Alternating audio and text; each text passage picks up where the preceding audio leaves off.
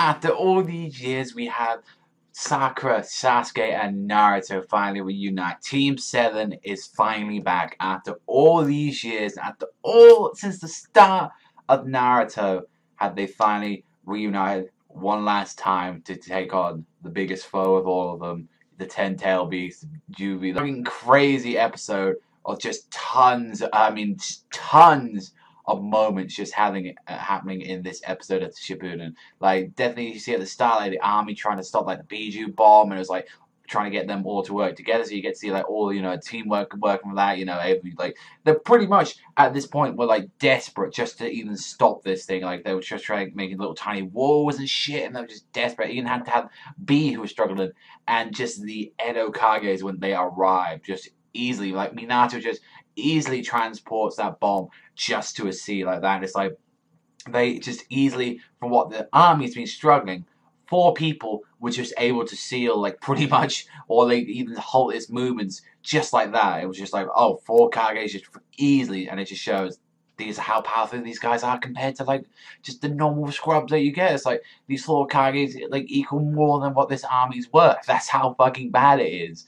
And it's like, you see, like, Minato as well, since he's got half of that Nine-Tailed chakra inside him as well. And it was just like, yo, transforming into, like, the freaking, like, Biju mode. I looked absolutely sick as well, that Minato had.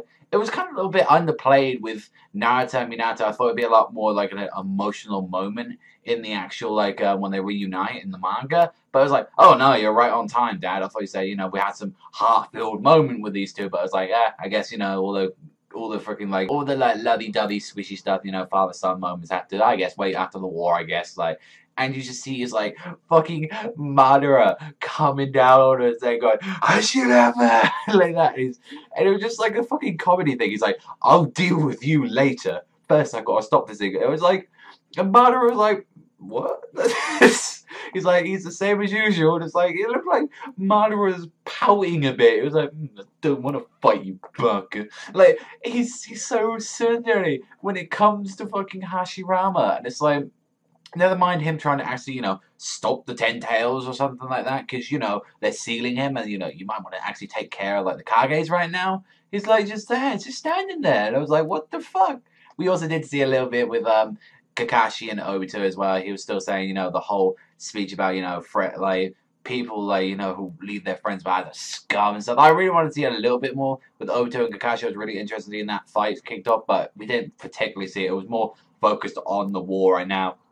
Not to mention as well, we see Sasuke arrive as well on the battlefield and saying one of the most weirdest things ever. Of like, you would have never expected Sasuke to say this, and that is, like, I'm proclaiming as that I'm going to be Hokage. Fuck! After all these years and all that, like, you haven't seen, like, some of your squad members, and it's like, oh, I'm just gonna be Hokage now. It's like, just came off, like, there he went, like, everyone was like, the fuck, Sasuke? I like how, like, fucking Kiba was like, oh, I'm gonna be Hokage. Kiba, no one know who you are.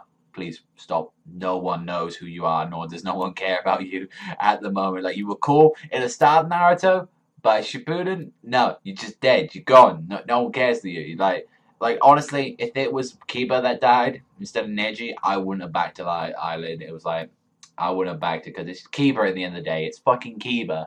And it's like, it was really cool just seeing at the end saying, like, oh yeah, Team 7 finally reunited when Naruto did that. It was like, that was awesome just to see them all together again.